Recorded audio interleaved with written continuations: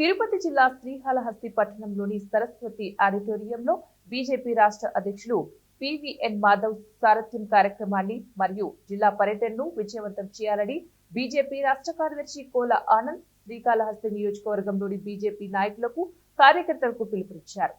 BJP రాష్ట్ర కార్యదర్శి కోల ఆనంద్ మాట్లాడుతూ తిరుపతిలో జరగబో సారథ్యం కార్యక్రమాన్ని జిల్లా పర్యటనకు శ్రీకాళహస్తిలోని 4 మండలాల నాయకులు, రాష్ట్ర నాయకులు, జిల్లా నాయకులు, కార్యకర్తలు పాల్గొని కార్యక్రమాన్ని విజయవంతం చేయాలని తెలియజేశారు.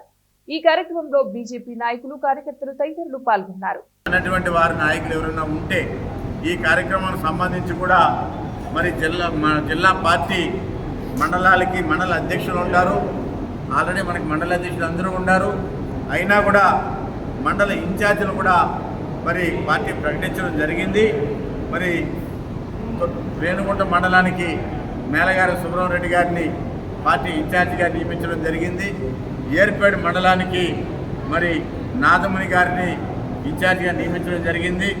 శ్రీకాళహస్తి పట్టణానికి జిల్లా కార్యదర్శి ప్రసాద్ గారిని ఇన్ఛార్జిగా నియమించడం జరిగింది. శ్రీకాళహస్తి రూరల్ మండలానికి బీడీ బాలాజీ జిల్లా ప్రధాన కార్యదర్శి ఆయన నియమించడం జరిగింది.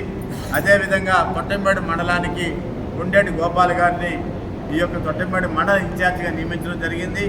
వీరందరి సారథ్యంలో, మీ సారథ్యంలో రేపు జరిగేటటువంటి సారథ్య ర్యాలీకి పివిఎన్ మాధవ్ గారి సభకి మనమందరం కూడా మీ సారథ్యంలో ఆ సారథ్యం సక్సెస్ఫుల్గా కావాలని చెప్పి నేను ఇప్పుడు పత్రికా మీడియా ద్వారా మీ అందరూ కూడా తెలియజేసుకుంటున్నాను.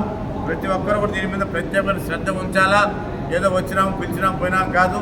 వీళ్ళందరూ ఈ యొక్క మీడియా సమావేశం అయినాక మరి భోజనం అయినాక మనమందరం కూడా వచ్చినట్టు ప్రతి నాయకులందరూ కూడా కూర్చొని 1 గంట సేపు మనమందరం కూడా